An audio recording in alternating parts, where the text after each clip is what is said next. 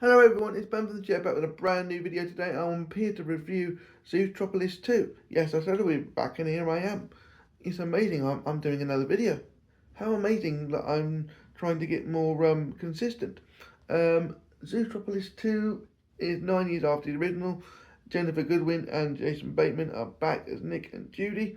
They are now been cops partners for a week and they, you know, are kind of starting at the bottom again. I don't know why this is, because in the end of the first film they kind of bring about the sheep Bellwether, and she goes to prison for framing the other mayor and the night howlers, and this time she feels like she's back at the beginning, having to prove herself. I'm not quite sure why.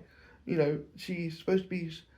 She thought she'd be helping stop this customs officer from smuggling stuff around, and she wasn't given anything, but she wasn't there to be given it anyway. Nick decided to break into the customs port themselves, and all hell breaks loose. And then for some reason, this has like a mouse, just from a trumpet perspective, played by Dwayne the Rock Johnson. I do not know why. He was credited as playing this little mouse that gets stuck into a trombone. I presume it's a trombone, something like that anyway. Anyway, this also stars Andy Samberg as Pubert Linksley.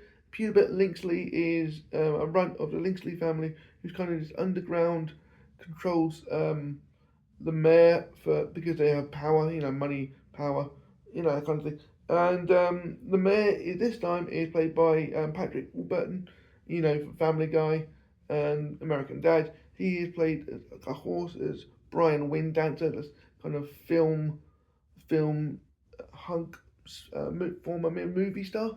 And Judy and Nick break into the gala where Linksley and Milton Linksley are played by David Stratham, and they are guarding or breaking in to see about this book about the how Zootropolis biomes were built. There's a book containing how they were built, and it's being shown for the first time in 100 years. And Judy finds a scale, which there's no reptiles in Zootropolis, so she's a bit confused. So she goes to investigate, and she comes across a snake called Gary, played by Kei Kwan. Gary the snake, and and all in terms. The 3D moving on from this is pretty good. It's full of depth, full of there's a few bits that come out the screen at you. Nibbles when she comes through the door. Nibbles is played by Fortune Farmeister. She's like a beaver, and she's kind of gets into a double act with Nick, but I'm not going to go into it more than that. And she's funny, and the 3D is pretty good for that when she comes through the door, when she bites through being a beaver. And some of the 3D on depth is pretty good, but there's a couple of times when the 3D is pretty good, but I wouldn't say you need to see it in 3D, but it does change up a little bit, but not much. Does give it a bit of depth, but I wouldn't say it's necessary. The 2D is pretty good, it's colourful, and I didn't notice any colour drop in the 3D like I do sometimes, when it gets a bit dark, because I didn't notice that. We also have Shakira back as Gazelle with a new song called Zoo. It's kind of more kind of hip hoppy rather than an actual pop song, and I couldn't understand some of the words she was saying, and it did remind me of the Adriana Grande kind of mocking her, and she goes, I don't know what she's saying, but she's saying something, and it just reminds me of that. All I hear was something about a zoo and it's a hard life and we're all different. It's not as catchy as Try Everything. I prefer Try Everything, but it's not a bad song. But Try Everything seems to, for me, is a better song. So they've tried, but I don't think it's as good. This time, Zootropolis is a bit wider because they have travelled to different biomes, like a desert, and a cold area, like a winter area. So there is more, because in Zootropolis 1 we hear about all these biomes, but we only really go to a forest one and the main Zootropolis city. So we do go to more areas this time that we heard from the first film. I like the film though. I do because it's funny, but it feels more. It's weird, even though this is about. Again, from the first film, I said that the kind of wokeness was hidden. In this, it's like Gary the snake. It's a snake. Being framed for being a reptile, and reptiles aren't in Zootropolis.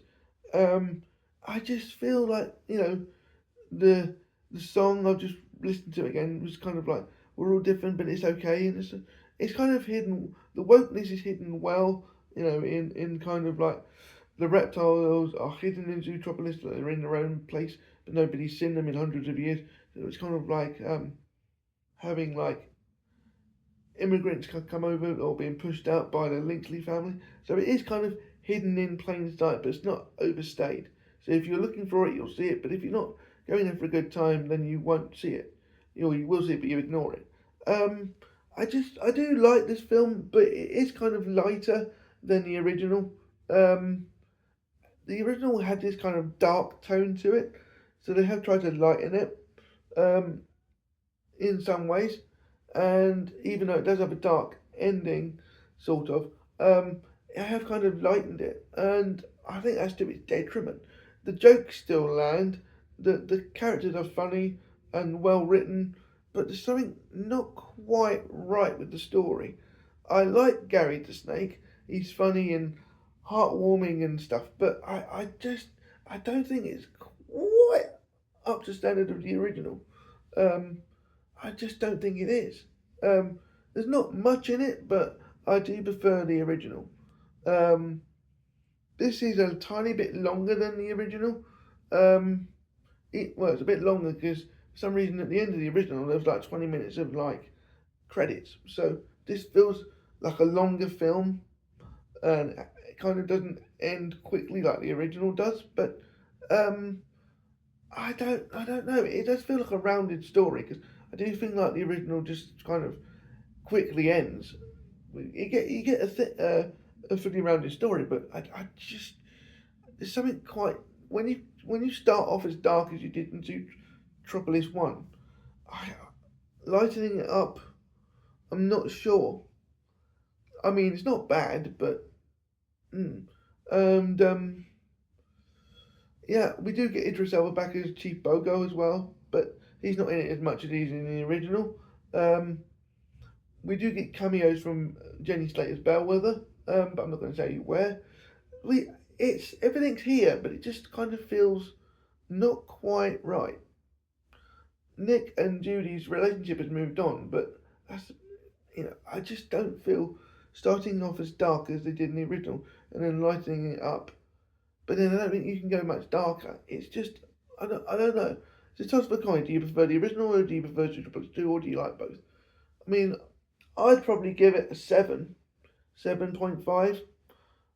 I mean, yeah, there could be things they can improve. It looks like there might be a third one from the end credit scene, but God knows how long that's going to be taken to make, or even if they even make it. They should do, because the film has already made over the Thanksgiving weekend in America and worldwide $569 million. So it's over $500 million already in just the first 5 days. And I'm filming this a week later, so it should be probably, we'll find out Monday on the John Cameron show what it actually made over this weekend and what the drop was. But I don't know. I'll might have to look into that this weekend. But yeah. So if you like this review, please like, comment, and subscribe. And I know I've been going on for nearly 10 minutes, so it's a bit of a waffly one, but never mind. Please like, comment, subscribe, and I'll see you guys on the next video. Bye.